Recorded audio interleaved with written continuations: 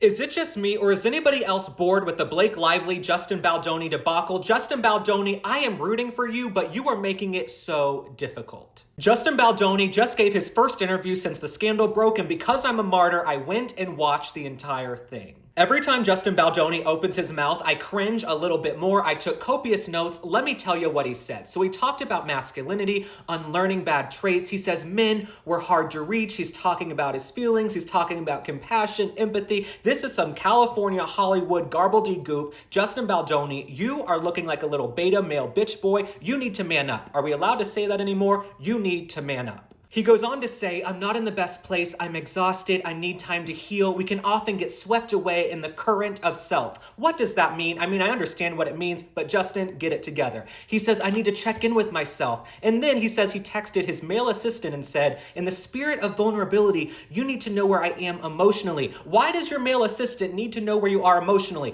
Go fetch the coffee, make the bed, do the laundry, get the dry cleaning, and go home. Justin Man Bun Baldoni, he then goes on to say at the end of the podcast, healing, it isn't linear. We can sometimes fall into the trap of masculinity. Why is masculinity a trap? Now, apparently I'm late to the party. Most of you already knew this, but Justin Baldoni actually writes books about masculinity. He did a book called Man Enough, Undefining My Masculinity. He also did a book called Boys Will Be Human. Now, I understand there's a big conversation in our culture right now around men being able to express themselves and have feelings. Men for far too long, they haven't been able to cry. Me, I don't really want to see a lot of men cry. I want to see men who get things done. And Justin Baldoni, when I heard those voice messages, those 10-minute voice messages groveling to Blake Lively, that was when I knew you gotta man up. First and foremost, I didn't even see this movie. Did anybody see It Ends With Us? Ironically, the movie's called It Ends With Us, and your careers, they might be ending with us. Justin Baldoni, why were you tiptoeing and groveling to Blake Lively? I couldn't even tell you a movie she's been in besides Sisterhood of the Traveling Pants, and that sounds like a venereal disease waiting to happen. Why are all these girls sharing a pair of jeans? Why does that pair of jeans have air miles? Now, Man Bun Baldoni, like I said, I'm rooting for you. I'm really trying to root for you if you'll just keep your mouth shut. But you're also tiptoeing around Ryan Reynolds. He hasn't been in a hit in 20 years. Van Wilder, that was a long time ago. I just have to say it because you guys know I call it like I see it. That's why you come to my page. When these pictures came out, I knew the movie was doomed. I had more chemistry with the chicken salad sandwich I had for lunch than these two have on set of the film.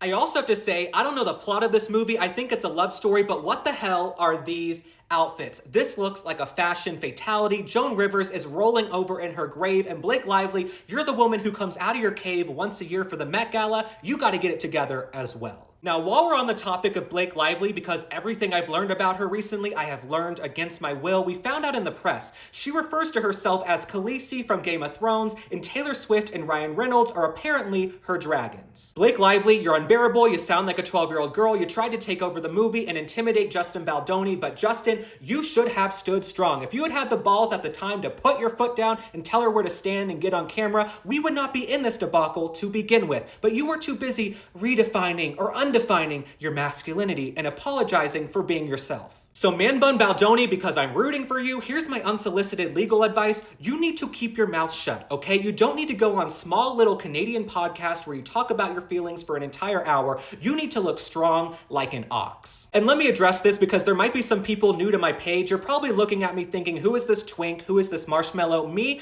I am made of steel and I always stick up for myself. I would never be in this situation. If I was in charge, I would tell you where to go, where to stand. We would have gotten that movie done and I would not be groveling in 10-minute voice messages. All right, my friends, thanks for liking and following. Drop a comment. Tell me how you feel about the Justin Baldoni, Blake Lively situation. I imagine you're rooting for Justin as well, but Justin, you're making it difficult. I will continue covering this story because it seems you guys are interested and it's like watching a car crash in slow motion, but the lesson here is, I understand there's a conversation culturally about masculinity, guys being able to open up and talk about their feelings and cry. Personally, I don't want to see too many men cry, but nonetheless, if you allow these people to walk all over you and redefine your masculinity, you can't cry over spilt milk in the 11th hour that you're in this situation, Justin Baldoni. All right, I'm off my soapbox. I will see you on the next one. Bye.